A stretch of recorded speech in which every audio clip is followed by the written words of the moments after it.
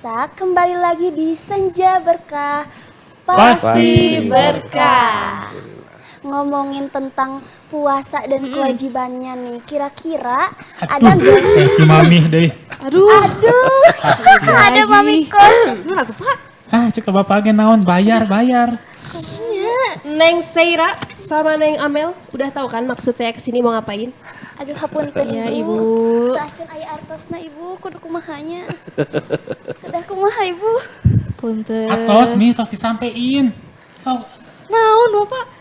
Saya udah cukup capek ya dengan alasan kalian yang selalu sama dari kemarin sampai sekarang. Hapunten ibu. Teu aya 18 bulan saya nambahkan. belum bayar kosan. Kurang sabar apa lagi saya? tanggung ibu 20 bulan. Bener. Badan Tanggung, tanggung. Kenapa sih papi anak muda zaman sekarang lebih mentingin gaya Mami. dibanding kewajibannya dulu? tenang lah. Sok duduk lah. Iya, mari datang-datang teh marah-marah. Ih, Aduh, gimana saya nggak marah-marah ya? Orang itu modal saya ya harus tetap jalan. Pemaaf ibu biar awet muda. bener. Iya, awet muda bukan. Saya juga butuh skincare dong dari uang kosan kalian. Mami, dengerin. Kan nanti Apa teh sih papi ah? nanti teh bakal bulan puasa ya, harus dikurangin marah-marahnya. Ih, bener. Bener nggak Pak Bener Ustadz? banget. Papi, udah kurang sabar apalagi mami selama ini. Jadi udah wajar dong mami marah-marah Iya, untuk kali ini. tapi- 18 bulan mami udah gak bisa jalan-jalan ke luar negeri. 2 Gak bulan bisa beli lagi. skincare, gak bisa beli tas yang bagus-bagus lagi. Ini gara-gara nunggaknya 18 bulan. Aduh. Mat Pak. Nah itu gimana Pak Ustadz kalau nanti bulan puasa Hah? dia suka marah-marah Pak Ustadz? Ya. Terus mami tuh paling heran ya. Mami udah ngasih tahu dari kemarin papi harus bantuin mami untuk nagih ke anak-anak Kan? kosan. Tapi kenapa belum sampai sekarang? Bapak ge naon kena deui. Ya, Ah, mami udah bener-bener capek banget untuk Udah kali ini. diingetin sama papi teh bayar. Saksinya Pak Ustadz. Tegas makanya ya. Papi mah nggak bisa marah-marah orangnya. Gimana sih? Harusnya support dong istri berusaha. sabar ibu sabar. Sabar, Orang tarik sabar nafas. jodohnya ganteng Saya seperti udah- bapakku. Iya. Insya Allah. Pokoknya Insya Pak Allah. Ustadz, mohon maaf nih Pak Ustadz, kesabaran saya tuh udah setipis kapas Pak Ustadz. Karena menghadapi anak-anak kosan ini, gimana Pak Ustadz Tapi Mami, 18 hari sabar bulan. emang nggak ada batasnya. Udah capek banget ini sampai kerut loh Pak Ustadz mikirin mereka belum bayar-bayar gimana nih Pak Iya. Ustadz supaya saya sabar. Pak Ustadz saya teh bukan ngebela anak dua ini ya Pak Ustadz ya. Tapi gimana kalau nanti Pas puasa. bulan puasa marah-marah Iya. gini Pak Ustadz? Nah iya, kalau kita bilang bulan puasa, marahnya dalam kategori apa dulu? Kalau marahnya emosi yang memang membuat mencelakakan seseorang, atau misalkan lebih ini gitu ya, itu akan membatalkan puasa. Tapi kalau cuma marahnya, aduh gimana ini nggak bebersih, ini gimana? Nah itu kontekstualnya dilihat dulu. Marah itu belum tentu bisa membatalkan puasa. Kan kalau yang membatalkan puasa kan ada kaidah syar'inya. Makan, minum, tuh gitu ya. Berhubungan suami istri itu batal. Gitu. Kalau marah-marah begini belum tentu. Belum tentu ya. Nah, berarti yang harus dimarahin bener kan mereka Pak Ustadz karena tidak membayar kewajibannya nih pada mami. Nah gitu atuh anak-anak. Cuma memang memang sebaiknya ibu ini juga bisa menahan. Setuju. Setuju. Setuju. Sebaiknya Bapak teh. Gitu. Nah, bagaimana ini mengurusi si ibu? Nah, itu tugasnya dari bapak. Bapak. Kembali lagi ke Bapak itu. Si papi tuh gak pernah nenangin saya Pak Ustadz. Aduh. Ya sok gitunya sok ngohokeun. Tuh, dia mah di depan orang aja Pak Ustadz, belakangnya mah palsu. Astagfirullahaladzim. Palsu. Bapak ge naon beunang deui Bapak. Bapak lagi yang kena. Ya, sebaiknya memang dalam rumah tangga itu memang peran dari suami akan harus dominan dibandingkan itu. Cuma ini itu juga harus hati-hati. Kenapa hati-hati? Ini kan melibatkan hak ya. Yang hak seharusnya itu bisa dibayarkan. Nah ini juga jangan sampai membuat kita bagaimana nih dalam sisi lain. Kita membuat marah orang. Membuat marah orang, memicu marah orang. Bisa juga nanti kalau secara hukum dikenai-kena juga. Apalagi sampai emosi timbul dua-duanya jadi batal puasa.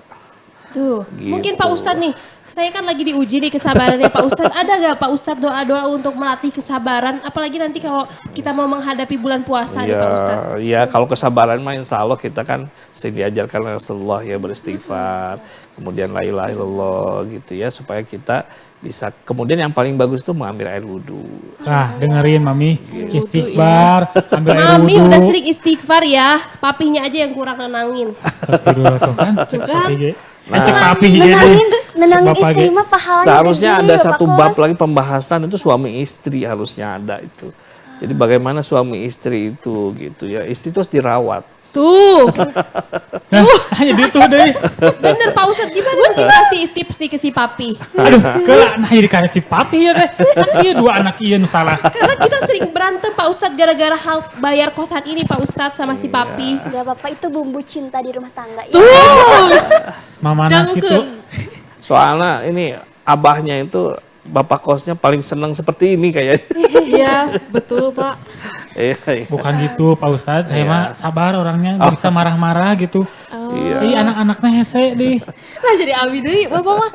Ya, Bayar atuh. sebaiknya memang kalau dalam menyelesaikan masalah itu memang harus kita melihat dulu keadaan, situasi. Seseorang bisa marah, ya memang seperti sebabnya, itu, Pak. ada sebabnya. Nggak Betul. mungkin kan ibu kos marah-marah kalau nggak ada sebab. Betul, ternyata betul, Betul itu. betul. Tuh, nah, nggak Jadi mungkin. kalian paham kan kenapa saya marah-marah selama ini?